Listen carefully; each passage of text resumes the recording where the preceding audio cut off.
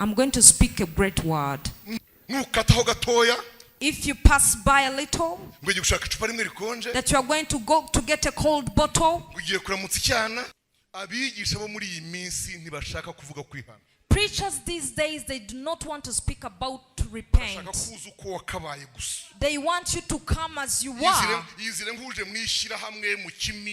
Come as someone who is coming in a company, all in a congregation. Come and join us so that we can be together. And fornication. And drunkards. They'll speak in new tongues. In these days, your pastors are teaching you tongues. And it is not true. Sometimes he will find that your husband has went to a mission. They will get a revelation on a certain sickness. That sickness will require for them to lay their hand. And then if they put their hand, they say that they have got a revelation of deliverance that requires sex. You say it's because if God has said it, now deliver me. You are not allowed to lay your hands to a sickness and where it is. Just lay your hands on sick people. Only like this. Just lay your hands above them. Just lay and stretch your hands like this. Just putting the hands on the womb and on the button, stomach button. If they are the sickness down there, then they have already stretched their hands there. How can you put your hand there? Only lay your hand above, because you cannot reach the sickness. A miracle that Jesus does. Hallelujah. And the sign that Jesus shows, it's supposed to surprise the present ones, and it's supposed to surprise the one who it is done on, and it has to surprise the one that is being used. But people nowadays, they do not want to be surprised by something God has used them with. They touch in their pockets. They say whatever it takes. I came knowing this clearly. I really know it. That's how I came. I knew this.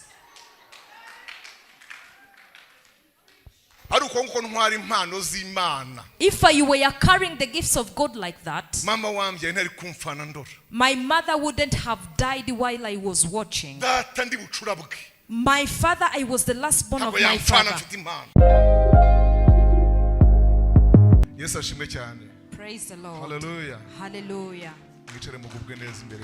May be seated and feel good.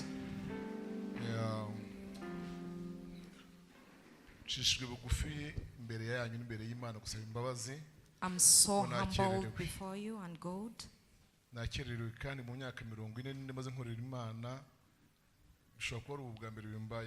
I'm late, but in 40 years I've been serving God. It may be my first time.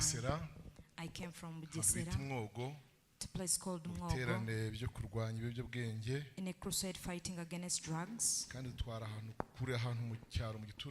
It was in a very far village. We did it very fast and came. But the accident we found down here is what made us delay. Between Chichichiro and Kanyans. If you know this new road, there was a very bad accident. Very bad accident. That's where we took long. I was asking God to help me reach here. I reached at the moment I prayed so that I can at least get here. I was so scared that I couldn't get time to speak. But if you allow me, and you're going to be patient with me, as Jesus said, please allow it to me.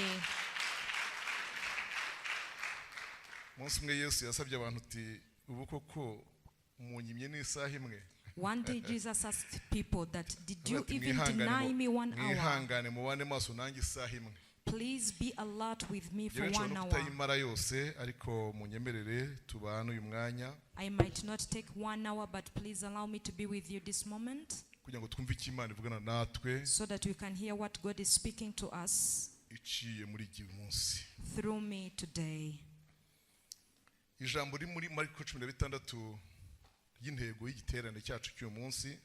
The word in Mark chapter 16 as our theme today,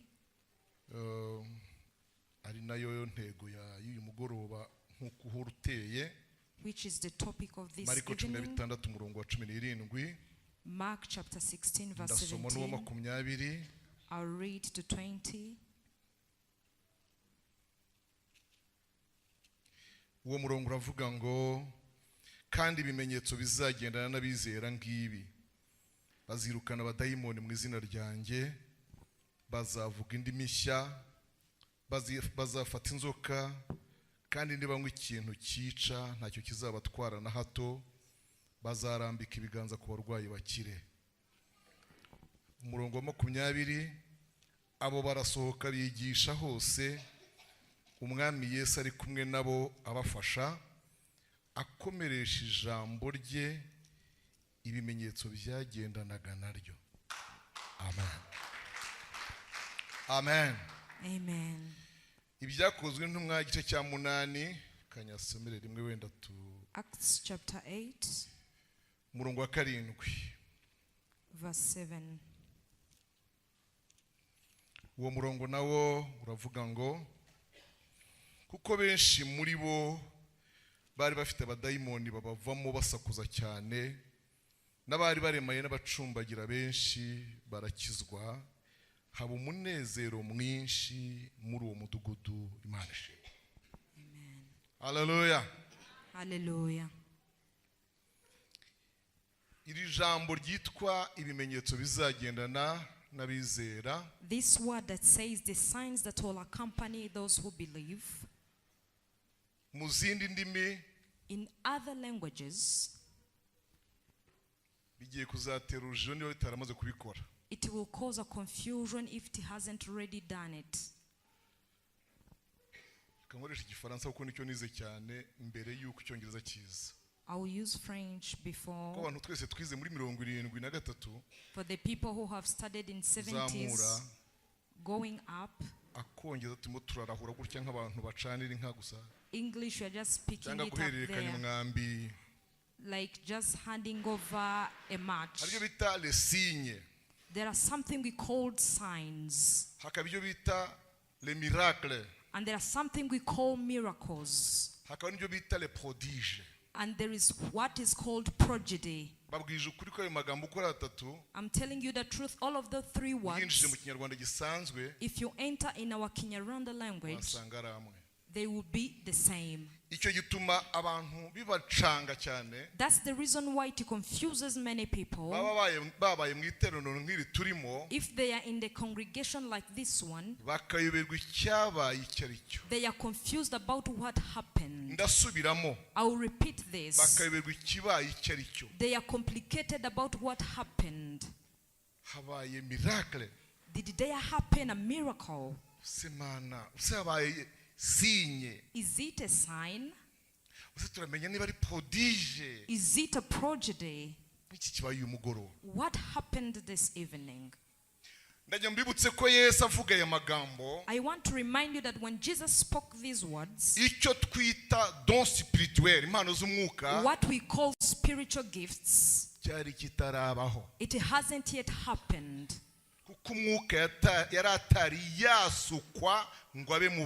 Because the Holy Spirit hasn't pulled yet into people. However, by then the Holy Spirit used to come to people.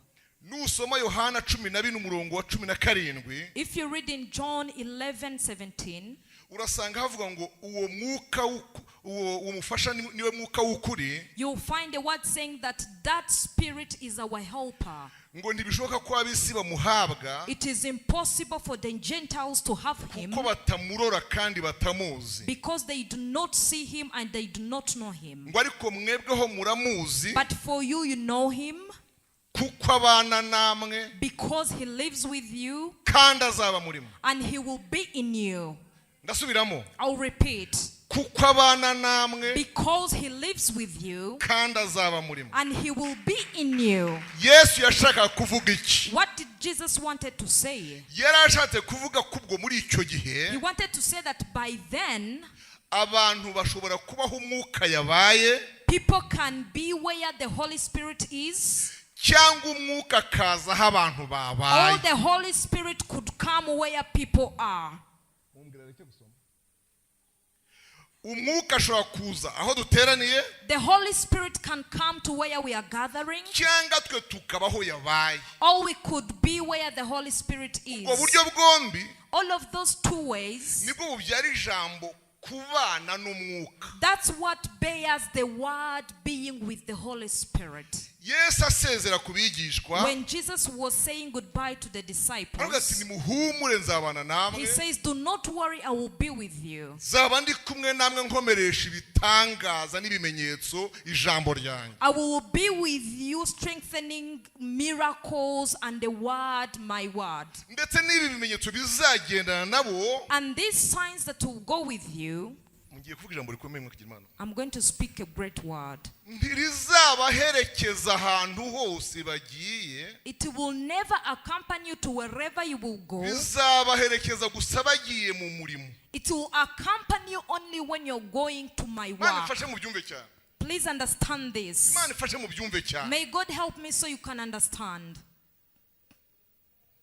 Ibi bimenyetso bizagendana namwe These signs will accompany you mugiye mu murimo, only while you're going in my work. mubwiriza ubutumwa bwiza, Speaking the gospel. abwumvise bihana, For those who will listen will repent, mubabatiza, you will baptize them. muzakiza abarwayi, You will heal the sick. muzirukana abadayimoni, You will chase away the demons. muzafata inzoka na sikorupiyo, You will rebuke serpents and scorpions. muzarya munywe icyica cyo kibatwara, You will muzimandiwe drink mu poison murimo. and it will never kill you. Ayo ni amazimano duhererwa mu murimo. Those are the things they give us when we Ndashaka are ko working. mwumva ko ibi bintu I want you to understand that these things, biherekeza gusa abantu bagiye mu murimo. they only accompany people who are going to the work of God. Ndagusabye I'm asking you, cyangwa ndakubujije, all I'm rebuking you, ndaguhuguye, I'm just giving you cyangwa an ndagucyashye. advice. I'm giving you an advice. Ntibizaguherekeza mu gisoro, It will never accompany you when you're going to play ntibizaguhereza mu games. ikarita, It will never accompany you in playing cards. ntibizaguherekeza usogongera ibigage, It will never accompany you drinking on beer. ntibizaguherekeza mu tubyiniro, It will never accompany you in the club. biherekeza gusa It only accompanies iyo turi only mu murimo. when you are in the work of God. Hallelujah.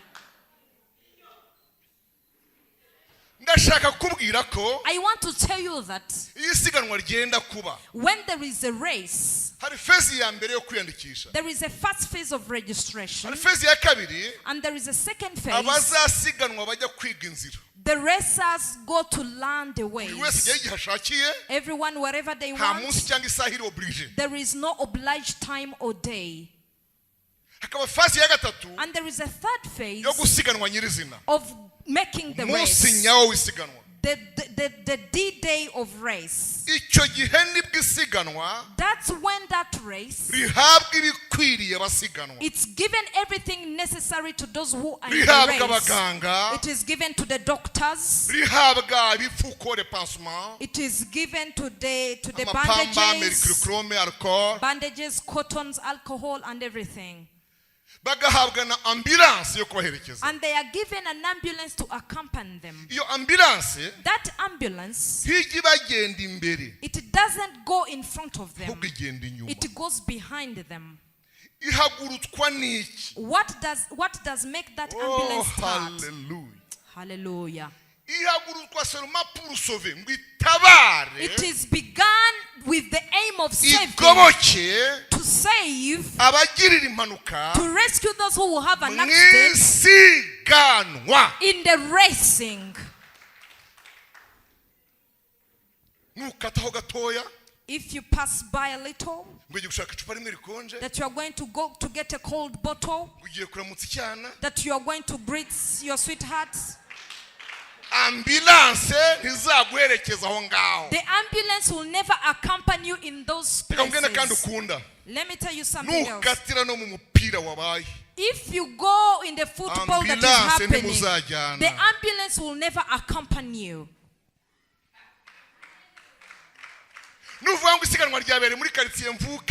If you said the race is in the village where you live, let me greet my uncle. That's not the race. The ambulance will never accompany you. This ambulance of drugs and medicine, it was only begun, it was only sent to rescue those who are in the race. And it's only going to help those who are in the way of the racing. That's when in the songs of salvation, there is a word that says, if you become weak in the way, even in the troubles of this world, the Lord will rescue you. And there will be the joy to make the journey happy. The first one, they will chase away the demons. In these days, it's being done in the wrong way. I'll repeat it. Secondly, they'll speak in new tongues. In these days, your pastors are teaching you tongues. And it is not true. It is not allowed. Those tongues come from heaven. They are brought by the Holy Spirit when you are baptized in it. No. No professor, no doctor. Nta mwarimu, nta mudokteri, nta muprofeseri. Now you have started to imitate each other. Our country has people from different places. God wanted to bring people from different places so that everyone can find another. We thank God who brought to them. Now you are speaking Lingala. Another one is speaking Ruchiga. Another one is speaking Kole. Another one is speaking Luganda from Kabare. Another one will speak and others speak. Another will speak and others speak. Another French, another English. That does not make me call it tongues. Pray in the tongue, you know. That doesn't change into the heavenly tongues. Thirdly, they will grab the serpent. They will catch the serpent. I want to tell you that the first serpents, they are those ones that Moses made into a stick in Egypt. I want to remind you, to those who knew, for those who don't know, let me remind you. By then Pharaoh also made his own snakes. Didn't he made his own serpents? The bad thing about it, Moses told the Lord that, Lord, haven't you sent me? Isn't you who sent me? How can you send me? If I could ask you all of your names, you are I live. You are I am who I am. I am Almighty, God of Isaac and Abraham. Am I supposed to have a small serpent in front of this Gentile? How can it happen?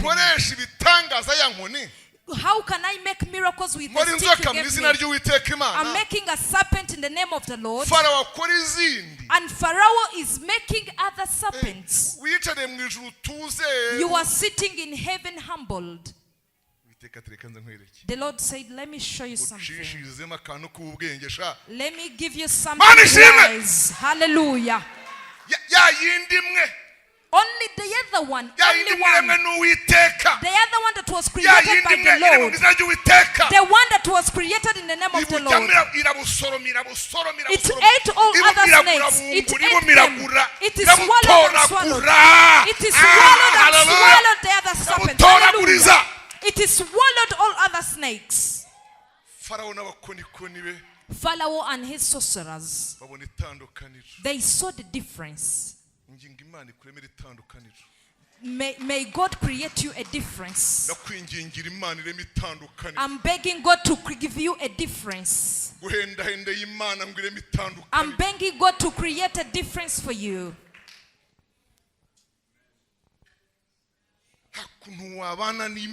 There is no way you can be with God and you pray God in every capability you have. In all of the days you are capable of praying. And then a pagan out there, they will do some tricks on you then. I am begging the Lord. May He swallow all of those lying miracles. All of those wrong miracles. May He pick them up. All of those wrong miracles. May He pick them up. And then chase them away. And then you will speak the good you pray. At least the thing God have done, it will accompany the testimony you testify with. Hallelujah. Fourth, and wherever they will drink any poison, it will never kill them. Amina. Hallelujah. Amina. Amen. Hallelujah. Hallelujah. Isaiah 44, 25. Hari umuntu ufite mikoro hafi ngo ayisome? Aho hantu hasome. Reka mpisomere. Isaiah 44 umurongo 25. Haravuga ngo kamere kuri 24. Uwiteka umucunguzi wawe ari we wagukujije. Iri ntiryari ku muteguro w'inyigisho nazanya. This wasn't in the plan of what I brought here. If it's coming, take your things and keep it somewhere. Uwiteka umucunguzi wawe ari we wagukujije. Mu nzira zigoye ari kugakura. But you grew up. Uhereye ukiri mu nda ya mama wawe arimo aravuga. Beginning from the womb of your mother, he's saying that. Uwiteka ni jyewe waremye byose mbambije urugenyene ndambura isi. Hari uwo twari turi kumwe. We are mine with anyone else. 25 then. Indagu z'abanyabinyoma nzihindura ubusa. Abarozi nkabatera ibisazi. Nsubiza inyuma abanyabwenge. Ubwenge bwabo nkabuhindura ubufu. Wow. Hallelujah. Let me tell you, brethren.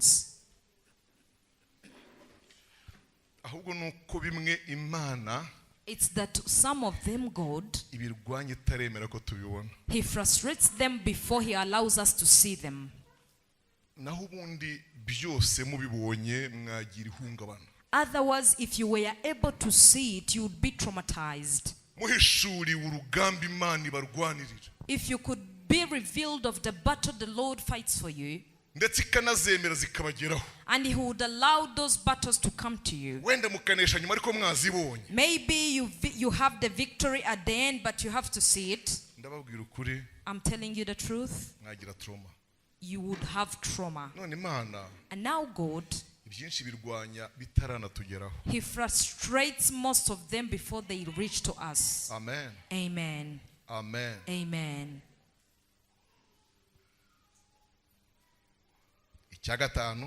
Fifth,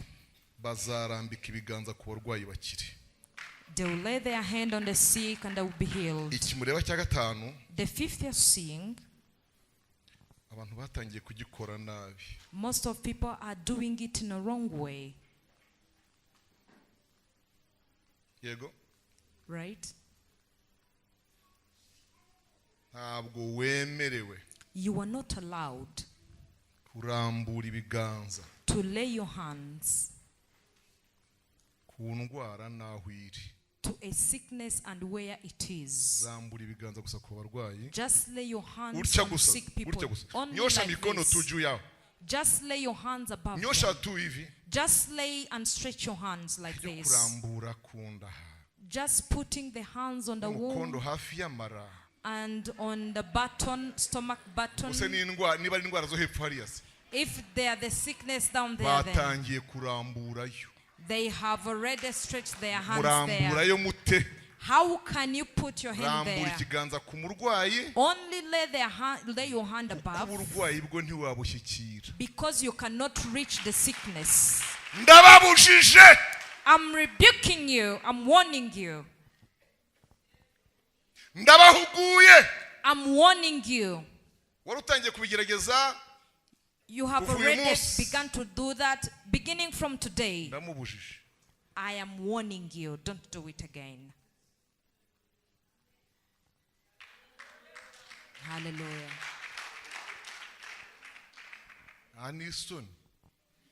You have no shame. Aho hantu ukora mu isi yose hakorwa n'umuntu. That place where you're touching in the whole world, it must be touched by one person. Then, Wishyuye kodi wasabye how are you? uruhushya. Have you paid rent? Have you Urasora. paid dowry? Are you paying taxes for that place you're touching? Attention. Attention, Attention. please. Attention. Cya kabiri. Secondly, Nagiye kuri akantu kandi. I'm still on this. Abanyempano batangiye batyo. The gifted people began like that. None batangiye gukora deliverance ihaganisha. Now they have begun to do deliverance that is taking to the private pates. Ibi bintu byose uko ari bitanu tugiye kwigaho. All of those 5 things we're going to study about. Mbabarwe n'ukuntu izi mpano zose mwumvise Yesu yavuze. I'm so sad that all of these gifts that Jesus said N'ibi bimenyetso byose bizagenda n'abizera. and all of these signs that will go with those who believe. Muri no minsi abatarabizera kandi batejejwe barabipirasi. In these days, the non-believers and not who are sanctified, they have fabricated it. Nsubira muri ako kantu mukobwa wanjye. Abatarabizera kandi batejejwe. The non-believers and the unsanctified, Batangiye kubipirata. they have begun to fabricate it. Ku buryo byatangiye kumera nk'iby'abapfumu. It has begun to look like those of sorcerers. Muzi impamvu biteye? Do you know the reason why? N'ubuhanuzi Yesu yahanuye bugomba gusohora. It's because of the prophecy Jesus said it would Matayo come. 24. Matthew 24. Tuhasome twumve. Let's read and hear. Matayo 24. Matthew 24.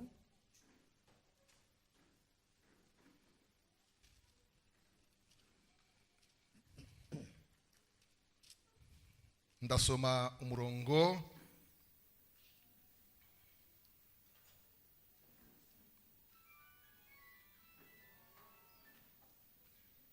wa 23 Verse 23 n'uwa 24. and 24. Icyo gihe umuntu nababwira ati dore Kristo ari hano n'undi ati ari hano ntimuzabyemere kuko abiyita Kristo n'abahanuzi b'ibinyoma bazaduka bakora ibimenyetso bikomeye n'ibitangaza kugira ngo babone uko bayobya n'intore niba bishoboka. Dore mbibabwiye bitaraba. Abiyita Kristo To those who call themselves Christ n'abahanuzi b'ibinyoma and false prophets, bazaduka babe benshi, they will arise and become many. bakora ibimenyetso They will perform great signs bikomeye n'ibitangaza and wonders, ariko ari ukugira ngo bayobye n'intore niba bishoboka. so as to lead astray if it's possible. Mwumva ko dufite ikibazo cya bya bintu bitatu: signe, miracle et prodige. You understand that we have a problem of those 3 things: signs, miracles, and prodigy.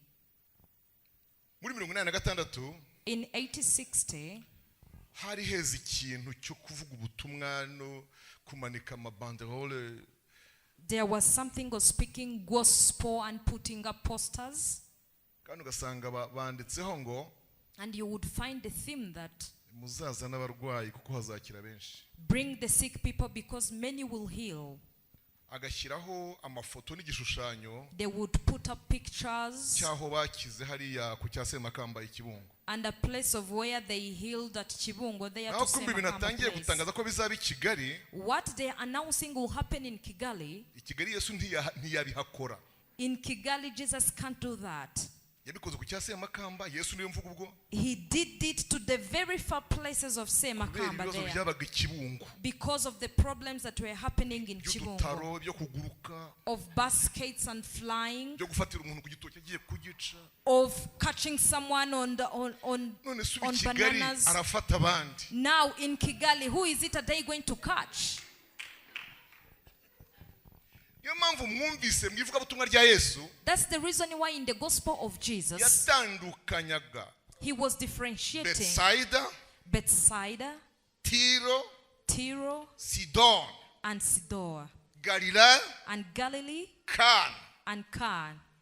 Yesu nyir'umurimo, Jesus, the owner of the work, Yesu wahamagaye abakozi, Jesus who called workers, niwe uzi igikenewe ku Giporoso, he's the one who knows what is needed in niwe uzi Giporoso, ikizakenewe twakoreye ikinyamakara ku Karambi, and he's the one who knows what will be needed at niwe uzi Chinyamakara ikizaba in gikenewe Kirambi. twakorewe ku Rusumo. He's the one who knows what will be needed at So, Rusumo. witangaza ibintu azakora kuko ntabwo uzi woreri. Do not announce what he will do because you do not know the timetable. Hamagara iteraniro, Just call the tangaza congregations, igiterane rwose urabyemerewe, announce the congregation, it's allowed, menyesha abantu ukora sensibilisation bazaze, sensitize to people to come, ariko witangira kubasezeranya ibyo bazakorerwa. but do not promise them what will happen Icyo to kintu them. ni kibi cyane That is very wrong kuko abantu barimo baragitegereza ntikibe, because people are waiting for it and it's not abatashye happening. batakibonye For those who go home without seeing it, bakanga Yesu urwango rutazongera kumugarukaho they hate Jesus, a hatred that will never come kuko back. bataba bamufashe nk'uwabahemukiye. Because they handle them as someone who did something Ariko wrong burya to them. babashije kuvugana nawe gutya bushe, But if you can speak to them like this, yababwiye ati ariko ntimundenganye he would say, please do not wrong me kuko sinjye wabibabwiye. because I'm not the one who spoke to you. Nigeze mbemera ko nzabakiza abarwayi. Have I ever told you that I will heal you? Erega mumenye ko umunsi azura Lazaro, You should know that the day he resurrected bya byose Lazarus, muri iyo minsi hari abandi bari bapfuye. in those days someone else had probably died. Icyo cyose igihe azura Tabita Dorokasi, By the time he rose hari abandi bagore bari bapfuye Tabitha, cyangwa barembye. maybe there were other women who were very sick and Igihe had azura died. umwana wo kwa Yayiro, By the time he resurrected the child of wenda hafi Jairus, hari n'umuntu wari umaze iminsi apfushije. maybe there was someone else who had a child who had died days before. Ndagira mbabwire ko I want to tell you that ingengabihe ya Yesu the timetable of Jesus, twemerewe kuyifata ngo tuyitangarize abantu. we are not allowed to take it and announce it to Ndashaka people. kubabwira impamvu nshuti zanjye. I want to tell you the reason, my friends. Ikidendezi cya Yesu, When the porch of Jesus, cya kindi cyakizaga, the other one, the pool that was healing people, gifite amabwiriza ariko mvuge atatu gusa akazi. it has 3 principles. I'm going to tell them.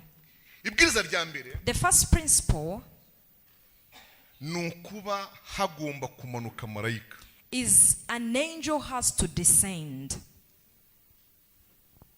Sibyo Tesi? Isn't it right, Tracy? Hagomba kumanuka. An angel has to descend. Icya kabiri, Secondly, amazi agomba kwihinduriza. the pool has to turn. Bibaye ngahe? How many? Second. Dada Emeline. Icya gatatu, Thirdly, utanzemo abandi. whoever throws themselves first before others. Yego? Ibyo byose kandi And all of those, ngo ni rimwe na rimwe. it would happen sometimes. Ibintu bya rimwe na rimwe ubitangaza ute? How can you announce things that comes once in a Mes while? amis, How can you announce Mes something that amis. comes once in a while? My friends, banyamasengesho banyempano, prayers and gifted people, ibintu biba rimwe na rimwe. things that happens once in a while. Once in a while. Sometimes. What you call in French, quelquefois. What happens sometimes? Ibintu twita quelquefois. Bintu bibaho rimwe na rimwe. Sometimes. Something that happens a few times. Wabikora timetable gute wayimanika ute? How can you make a timetable and put up a timetable for that? Biratungurana. It's a surprise. Ikindi kinaniye abakozi bamwe b'Imana kandi ibi bintu byagombye kubaherekeza. Listen to something that has been hard for the servants of God, why it's supposed to accompany them. Igitangaza Yesu akoze. A miracle that Jesus does. Hallelujah. Hallelujah. N'ikimenyetso Yesu agaragaje. And the sign that Jesus shows. Gikwiriye gutangaza abaraho. It's supposed to surprise the present ones. Kigatangaza ugikozweho. And it's supposed to surprise the one who it is done on. Kigatangaza ugikoreshejwe. And it has to surprise the one that is being used. But people nowadays, they do not want to be surprised by something God has used them with. They touch in their pockets.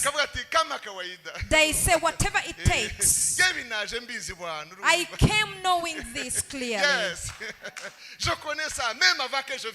I really know it. That's how I came. I knew. I knew this.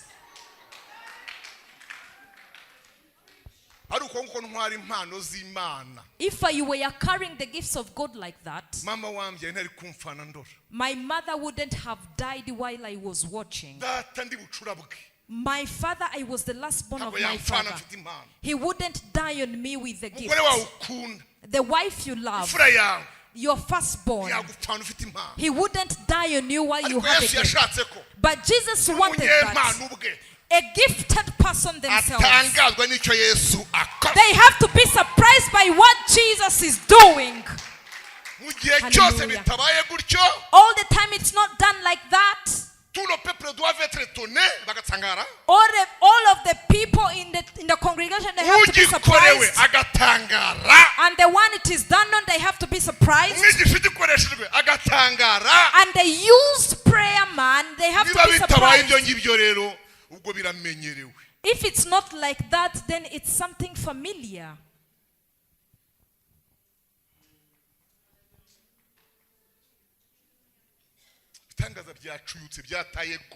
The miracles are not, they do not have their quality anymore. They do not have their true image. They do not have their quality and value anymore. And that is making me sad. I was baptized in the Holy Spirit in 82. It was on 28th of April. The gift God gave me, I'm the one who knows them. They are working and they really work. Let me tell you the truth, they work perfectly. At Nyarusiza, at Kinyamakara. I stood up to pray for sick people.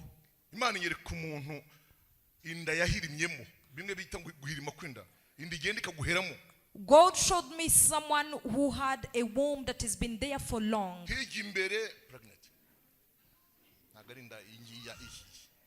Yes, someone who had been pregnant for a long time.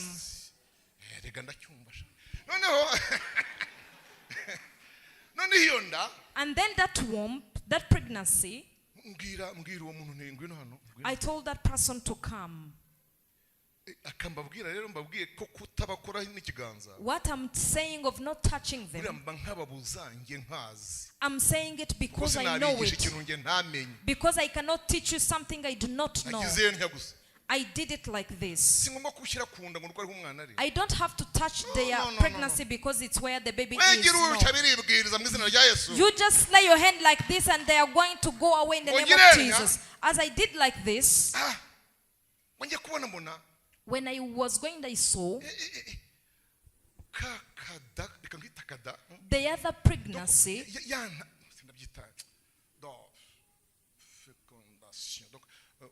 yambuto yamugezemo. The seed in her pregnancy, kumira ku mugongo hano inyuma. It went and dried on her back. Kamera nka kakanu muzi kitagangurwa cyubaka mu nzu hariya. And it turned into a spider net.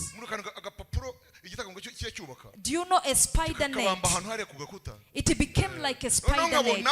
Urumva mbese Imana yanyijije mu ndaye. So God showed me her pregnancy in the womb. Karafata rwose inyuma hirya ku hafi y'umugongo. I saw it where it was dried on her back. I began to command that pregnancy to come. I commanded it in the name of Jesus. In that minute it came out. It was 11 p.m. The pregnancy came. Let me tell you the truth.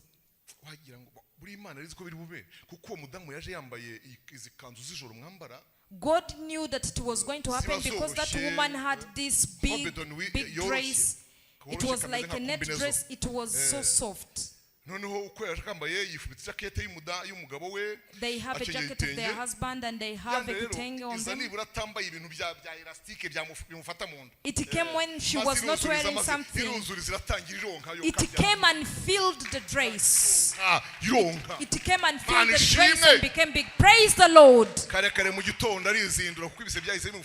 Early in the morning, because he gave birth to a very beautiful baby girl. He had had that pregnancy for 5 years and 8 months. Because I had already gone home, he called her Niyonkuru. And he brought that child to me to greet me and to thank God. But he did not give me an offering. And people from nowadays, they asked for an offering. It's like a consultation. Entering is money. Speaking to you is money. 1 minute prophecy is money. 20 minutes is money. You understand it's a very big problem. I am asking you, please carry the gifts of the Lord very carefully. This is paining Jesus. This is hurting Jesus.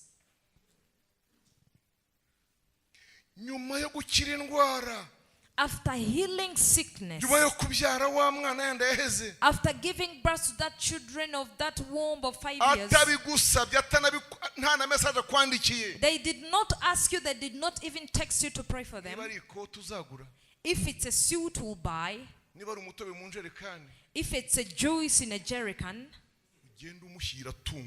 take it surprisingly to them. But it is prohibited to command you to do it for me.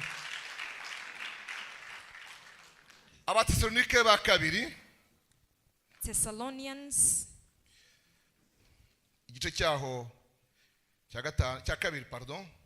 chapter 2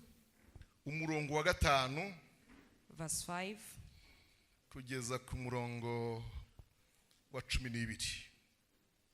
From verse 5 up to 12. Ndimwibuka yuko nababwiye ibyo nkiri kumwe namwe, kandi none muzi yuko ikimubuza ari ukugira ngo azahishurwe mu gihe cye, kuko amayoberane y'ubugome n'ubatangiye gukora, ariko ntazahishurwa keretse uyabuze ubu akuweho. Nibwo wa mugoma azahishurwa, w'umwami Yesu azicisha umwuka uva mu kanwa ke, akamutsembesha kuboneka kukuza kwe. 9. Kuza k'uwo mugome kuri mu buryo bwo gukora kwa Satani, gufite icyo barimo gusoma, gufite imbaraga zingahe? Gufite imbaraga zose n'ibimenyetso n'ibitangaza ariko by'iki by'ibinyoma n'ubuhenzi bwose bwo gukiranirwa kubarimbuka, kuko batemeye gukunda ukuri ngo bakizwe. Nicyo gituma Imana izagira ite? Izaboherereza ubushukanyi bukomeye cyane kugira ngo bizere ibinyoma, kugira ngo abatizeye iby'ukuri bose bakishimira gukiranirwa bacirweho iteka. This word is so sad. Amen. I'm begging you, mwishaka ibitangaza n'ibimenyetso. Do not look for miracles and signs Tuko mwabana neza na Yesu. more than you can live well with Jesus. Ndabasabiye. I am asking you. Erega ukunigisha nkavuga ukuri kw'ijambo. The way I preach and I speak the truth of the word. This is what protected me from dying. That's how Jesus said to me. He told me that I'm keeping you to work for me in a great times, in hardship times.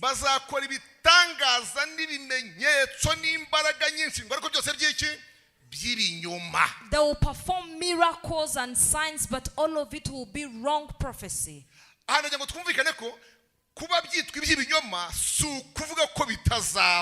want you to understand that because they are called wrong, it doesn't mean that it won't happen. It will be happening. Yes, it will be happening. But if it is wrong, because what is necessarily come first is for someone to please the Lord. Before you receive a miracle, you have to be someone who is pleasing to the Lord. You have to be someone who is going to heaven.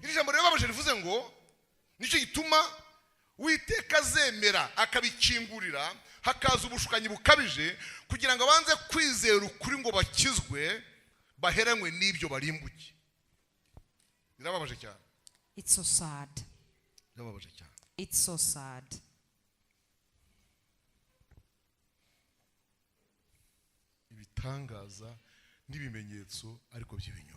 Miracles and signs, but all of them are wrong. There is no Holy Spirit.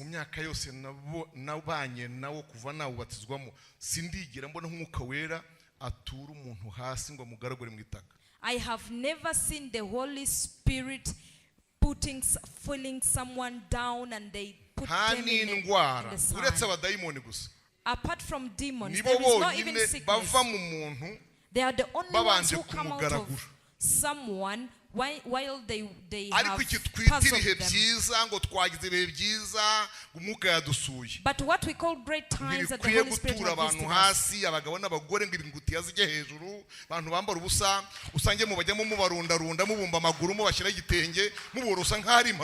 It doesn't have to beat up people upside down and then you put them together. Paul said the Holy Spirit is a powerful spirit. We receive consciously. We feel what is happening to us and what is happening in us. Hallelujah. Hallelujah.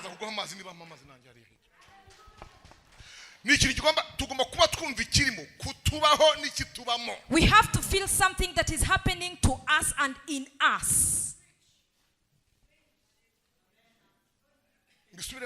Can I repeat?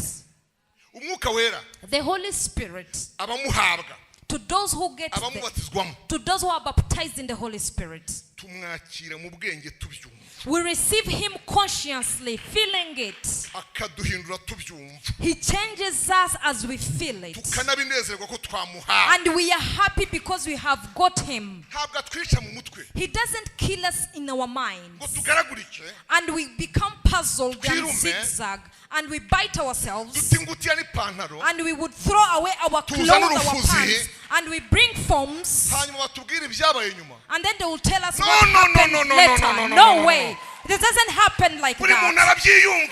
Everyone feels it. And it makes you happy while you feel it. And you go home testifying the good times you had.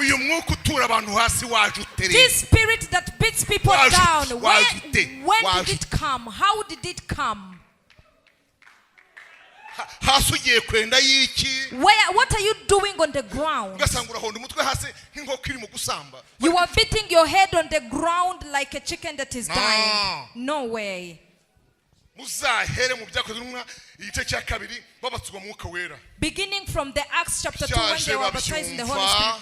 It came as they felt it. bimeze nk'umuriri w'umuyaga uhuha cyane. It was like the wind that was waving hard. kigabanya mu indimi zikwira kuri buri muntu. It divided in two different parts and it went to everybody. nuko bahabwa kuvuga mu zindi ndimi nk'uko Umwuka bahaye kuzivuga. That's how they are given to speak in new tongues. yewe barimo no kuzivuga. When they were speaking the tongues, abavuye mu mahanga yose ari munsi y'ijuru, for the people that were around, batangira kumva ibivugwa mu ndimi zabo z'akavukiro. they began to understand what was being spoken in their mother niyo mpamvu languages. batsinzwe. That's why they failed. babajije Petero bati tugira dute. They asked Peter, what should we do? aravuga ati nimwihane. He said, repent. mwihane. Repent. abigisha bo muri iyi minsi ntibashaka kuvuga kwihana. Preachers these days, they do not want to speak about to repent. bashaka kuza uko wakabaye gusa. They want you to come as you are. yizire nk'uje mwishyira hamwe mu kimina. Come as someone who is coming in a company or in a congregation. utujoyininge dufatanye gusa. Come and join us so that we can be together. n'ubusambanyi. And fornication. n'ubusinzi. And drunkards. n'ubugome. And bad. n'ibiganiro bipfuye. And wrong conversations. uko uze. And just like that you're coming. uko uze pe. And just like that you just come like that. ngiyi impamvu rero. This is the reason then. ngiyi impamvu. This is the reason. mwamaze abahanuzi mubagusha. This is why prophets are falling. uti tubagusha gute mwigisha. And how do we make them fall, preacher? nimumbaze muti tubagusha dute. Ask me that. How do we make them fall? umutuma kuwiteka. You send them to the Lord kuzi kutakwigererayo. because you know you can't go there yourself.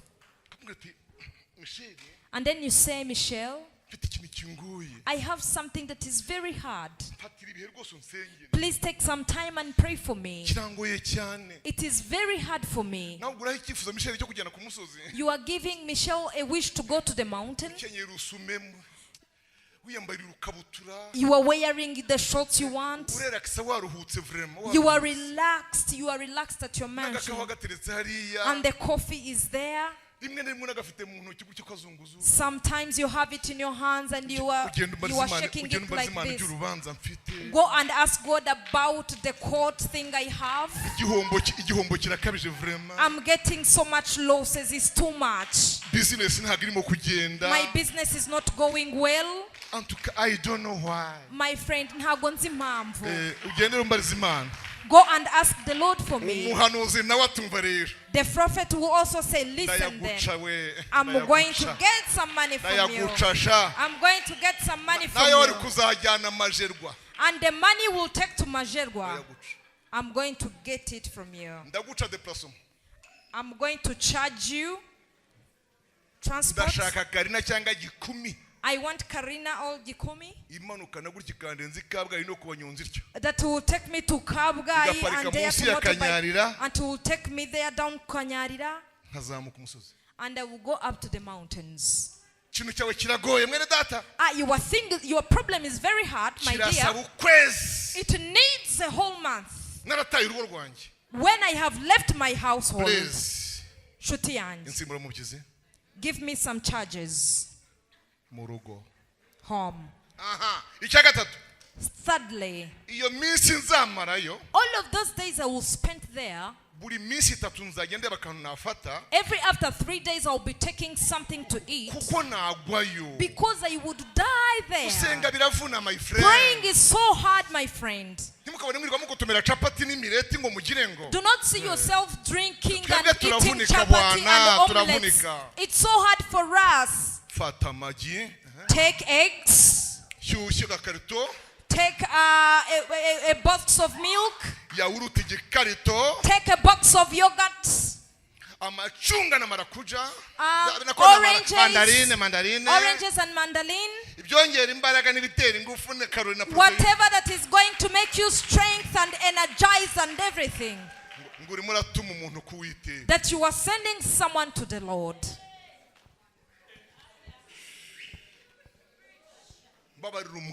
Please tell me the truth.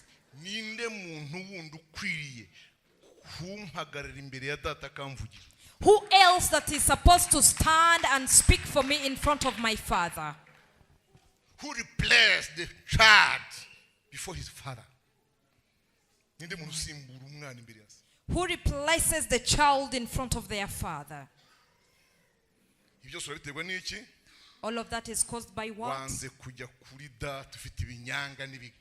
You have refused to go in front of your father while you were dirty and having problems.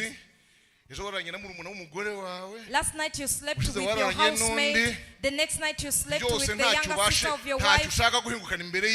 You do not want to chase anything in front of God. But what is so miraculous? You have seen that, I have seen that you do not know what the presence of the Lord means.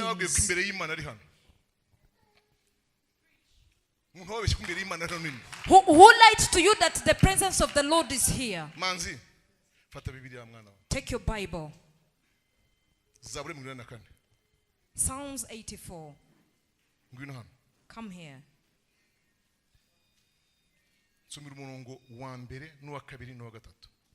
Verse 1, 2, and 3. Psalms chapter 84.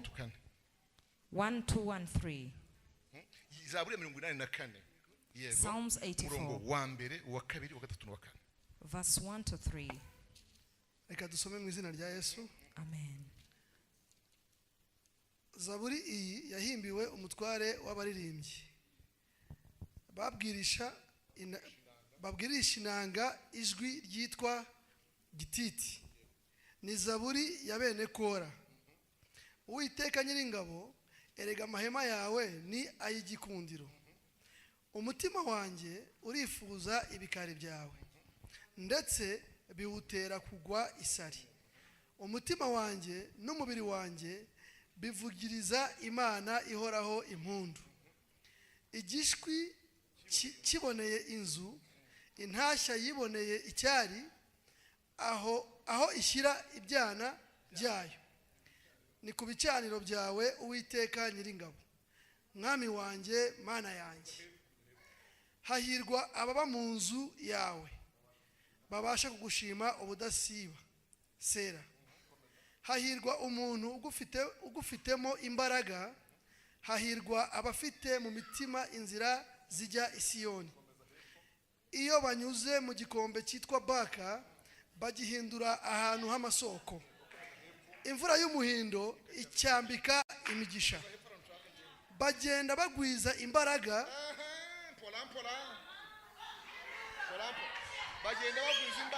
Bagenda bagwiza imbaraga. Umuntu wese wo muri bo aboneka mu maso y'Imana i Siyoni.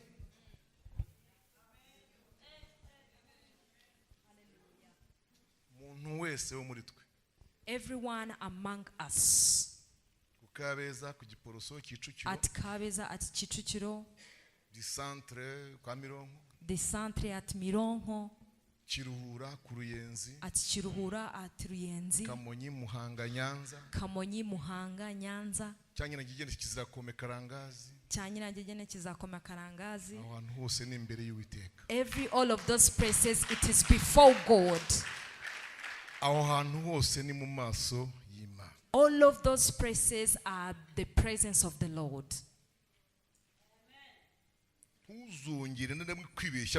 Do not ever lie to yourself that in front of the Lord is here. It is everywhere you are. Exodus chapter 3. What did Moses say when the bush was burning? What did God tell Moses? Remove your shoes. Because where you're standing is a holy place. Imagine, even in a farm. Even in a farm with our capes and sticks going after cows, so that we can go after our cows. That place too could become a holy place. He was looking after sheep. Even in your house, it is in n'ibyo front ukora of ubikorera God. imbere yayo, And whatever you do it in front of nta God. gihishwa Before God. amaso yayo. There is nothing you can hide his eyes. mwamaze abahanuzi mubagusha rero Now you are making prophets fall kubera ibintu mubaha, because of the things you give them. nabo kandi barabimenyereye, And also they are used to it. bazajya bayarya kandi mwe gusubizwa, They will be eating that money and you will want to get your kuko answers. murabatuma gusa ariko ntimwihane, Because you send them but you do not repent. murabatuma gusa ariko ntimwiyeze, You send them but you do not sanctify ariko yourselves. icyamugatera intambwe imwe gusa I wish you could only make one step. yitwa gutunganya ubuzima bwawe imbere y'Imana, That is called sanctifying yourself in front of God. ukareba ikintu Imana ikora uyu mugoroba, And you would see something that the Lord is going to do cyangwa this ugatunganya evening. ingeso zawe uyu mugoroba, Or maybe you could prepare and sanctify your way this tukareba ikintu evening. Uwiteka akora, And you would see what the Lord will do numara gutunganya ibyawe n'ubugingo. after you have purified your life.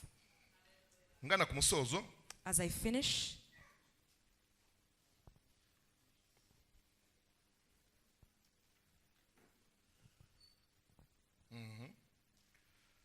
dusoza as we finish, dusome ibyakozwe mu 19:13. let's read in Acts 19:13 turasoma n'igice cya 17 and read 17. umurongo wa 5, ibice 19 umurongo wa 13. Chapter 19, mbabarire 13. iyo matsiyeri nateguye cyangwa nahawe itararangira mbona ntaratuza neza. umurongo wa 13 Dusome mu izina rya Yesu. w'igice cya 19. Yego. Ariko inzererezi zimwe zo mu Bayuda aha nazo zirukanaga abadayimoni, yego, zihimbira kuvugira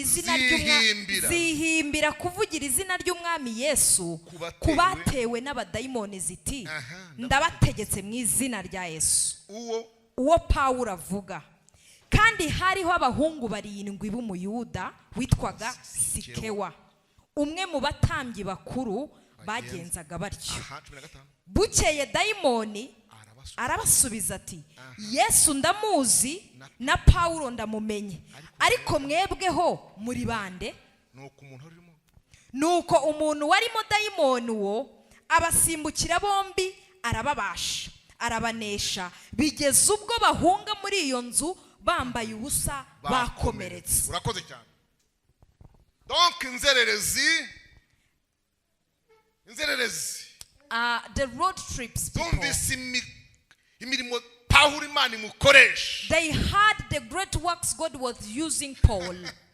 zitarabihawe, They were not given that. zitejejwe, They were not sanctified and purified. nta gakiza nta mwuka wera reka data. There were no salvation, no Holy Spirit. zavuga ko ariko sha They said, why not? ibintu twabikora, We can do it as well. Imana twabikora. We can also do it. Yes. wenda Maybe tujye kujya tubikora direct, let's not do it directly. tujye tuvuga ngo mu izina rya Yesu uwo Pawulo avuga. Let's just say that in the name of Jesus, whoever Paul says, Iyo se abadayimoni bumva ari Pawulo, maybe if the demons hears that it's Paul, bizajya bibaho. maybe it will happen. aha baragiye rero, Now they went. mu izina rya Yesu uwo Pawulo avuga, In the name of Jesus, the one Paul is saying. mu izina rya Yesu uwo Pawulo avuga. In the name of Jesus, the one Paul is speaking about. maze umuntu arimo dayimoni And someone who had demons, abayunamutsa arya, they got up like this. abareba arya, He looked at them like this. arabasimbukira And bombi, he jumped to them. avuga ati niko He said, now you guys, Yesu muvuga turamuzi, the Jesus you're saying, we know him. na Pawulo turamumenya, And the Paul you're speaking about, we have known gusa him. ubwa mbere twirukanye ahantu. Because it is not the first time he sent us away. mwe muri bande basha, Who are you guys? tata we ayiwe They were like, mana we, what do we do? Oh my God. What do we do? ngo barabashkarambura, They scratched them. abarya inzara bari, They scratched them with their nails. tuzongera tumva hano, They said, if we hear about bakizwa you n'amakuru, again, bakizwa n'amakuru. they ran away immediately.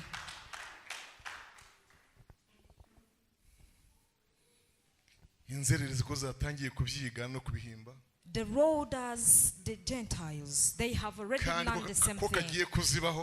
Something that is going to happen. They are going to be in trouble. Uyu mukwabo Yesu yakoze ku nzererezi zo kwa Sikewa.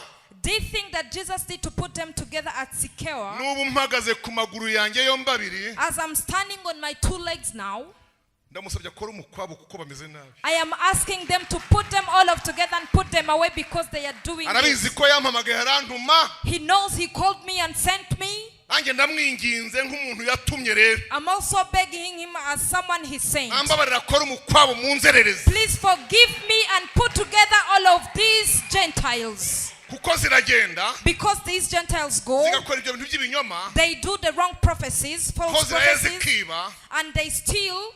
Zigasambanya abana baho zaraye. They fornicate with the children to where they Ayo slept. makuru ndafite yose. I also have all of those news. Zifite byinshi zikora. They have so many things, dirty things they do. Zigateranya umugabo n'umugore. And they conflict a man and a woman, the wife and the husband. Umwe akaba ari we nshuti y'umuhanuzi. When there is a problem, then the one who is conflicted is a friend of the prophet. That household immediately breaks. Kandi ntabwo jewe n'umugore wanjye twagira ubucuti bureshya ku muhanuzi umwe. And me and my friend, we cannot have the same friendship to the same prophet.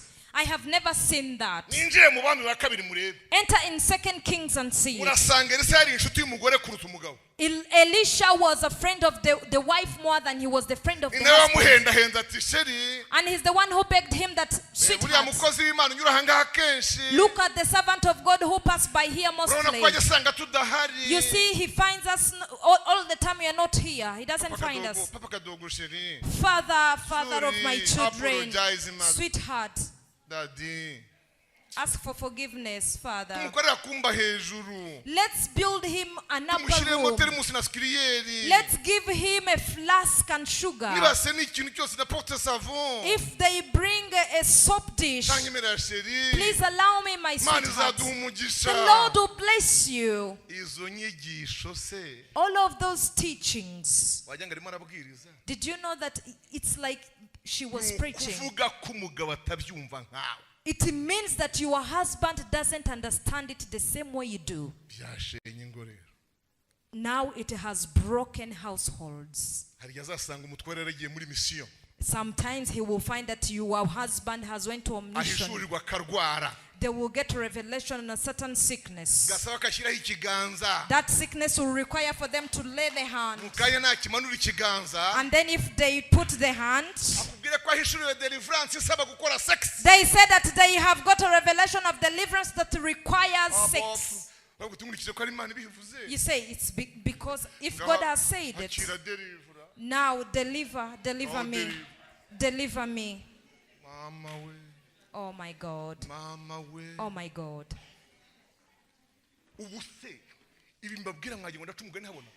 Did you know that what I'm telling you I did not know?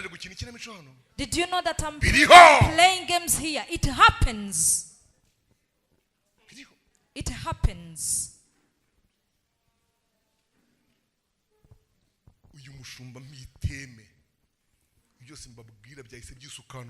All of the things I was telling you in this theme, it came, all of it, so that I can speak about it here. Let's end on 17 in Acts. Only verse 5. Ariko abayuda bagira iki? Ishyari bajyana abagabo babi biki b'inzererezi ziba mu maguriro, bateranya igitero, batera imidugararo mu mudugudu, batera inzu ya Yasoni, bashaka gukuramo Pawulo na Sila ngo bashyire imbere y'abantu. Nuko inzererezi zikora. That's how Gentiles work. Iyo hari ikintu Imana ikoze cy'umwuka, when there is something God is doing that of the Holy Spirit, and He uses it with a Holy Spirit man, and He uses it with the gifted servant of God, these Gentiles stands up and they call on each other. They call on each other. Let's stand up for him. ariko hashimwe Kristo But we thank Christ uturwanirira. who fights for us. Hashimwe Kristo We thank Christ uturwanirira. who fights for us. Kristo ashimwe We thank Christ uturwanirira. who fights for us. Hallelujah. Iby'Imana rero mpaye kuvugana namwe. That's what God gave me to speak to you, Mva mbisoje and I have finished. ariko mumbabarire. But please, I am Bake asking musigaye you, mutaragenda. a few of you who are remaining, Na Yesu burya akiri inaha when Jesus was still around, hari abagendaga mbere. there are some people who would go before. Ariko abasigaye But for those who remained, nibo bamubazaga ngo watubabariye. they are the ones who would say, please, we beg you, Ubwo twasigaye as we have remained, katubwira ibyari imigani. and you could tell us what was Proverbs, and you could explain them to Yemwe us. abasigaye mwe For those who remained here, munyemerere twinginge Yesu please allow me so that we could beg Jesus, atunganye ubugingo bwacu. so that he who could exalt and level our Naho lives. ibitangaza But miracles ibimenyetso and signs, muhumure muzabibona. don't worry, you will see it. Kandi And kanongere mpanure mana we let me prophesy again in the name of Jesus.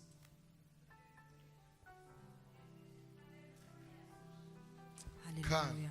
And uwo munsi wo kubibona that day of seeing it, ndabwiwe ngo ntibizasaba kugira umushyitsi. I'm told that it won't require for you to have a visitor. Ntibizasaba anyone. It won't require anyone. Nta mushyitsi bizasaba kwaza. It won't require any visitor. Uzi umurongo mpawe kuguha? Do you know the script I'm given to give you? Nari nasoje kandi I had already finished. ni umurongo uri mu Kuva.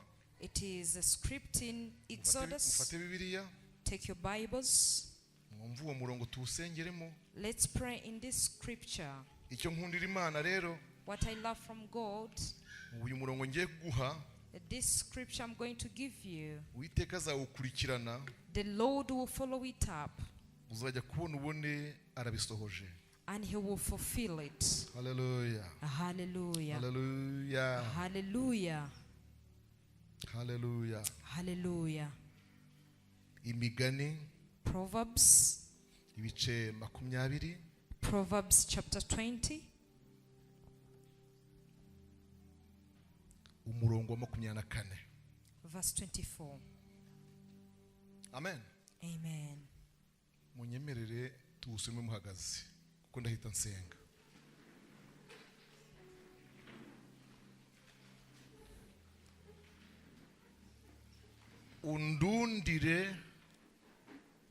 undundire igicaniro cy'ibitaka ugitambireho ibitambo byawe byoswa n'ibitambo by'ukuri amahoro intama zawe n'inka zawe.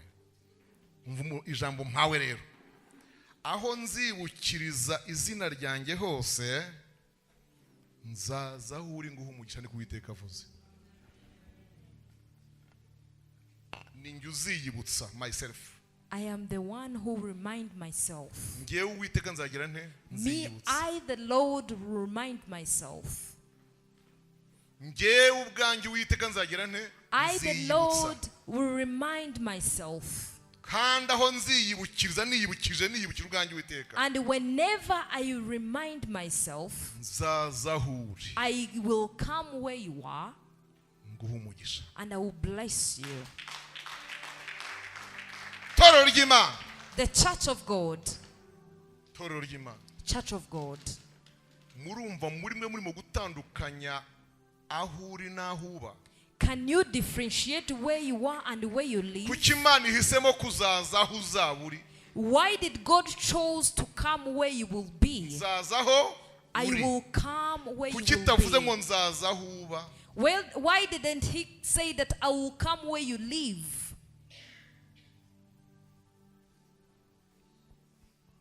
Birashaka kuvuga ko Uwiteka muzahurira ahantu hariho hose atari mu rugo. It means you might meet with the Lord wherever you are. It doesn't have to Hanyuma be no on mu your rugo home. naho And at your house as well, haraba included mu hantu uzaba uri. it's going to be included all over the places you will be. Icyo ikintu kijyane nk'ikintu Uwiteka avuganye nawe. Take that thing as something the Lord has spoken to you. Tunganya ingeso zawe. Just put together your acts. Tunganya inzira zawe. Put together your ways. Iyeze ku Mana. Sanctify yourself and purify Yunge yourself. n'Imana ku makosa yaba yarakubonyeho. Connect yourself and ask God for forgiveness for all of the mistakes you have done. Or for what you felt like it has touched your heart in this evening. Otherwise, He have accepted that He will remind Himself and come to where you will be. Not through anyone. Not through anyone. He won't come through anyone.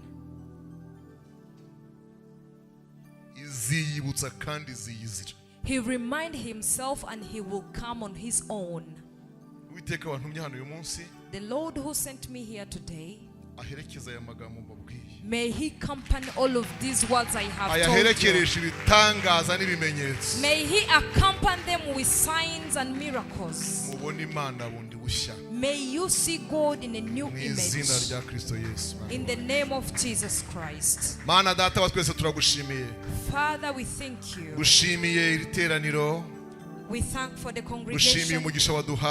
We thank for the blessing you have given us. We thank for the advice you have given us in your word. I thank you for the hearts that have surrendered. Forgive your children. Sanctify them and purify them. Beginning from today, let them have a new soul that can fight against sin. That is going to have power over the lust of the world, so that they will become the children you're happy for. I thank you that you have understood. In the name of Jesus Christ, O King. Amen.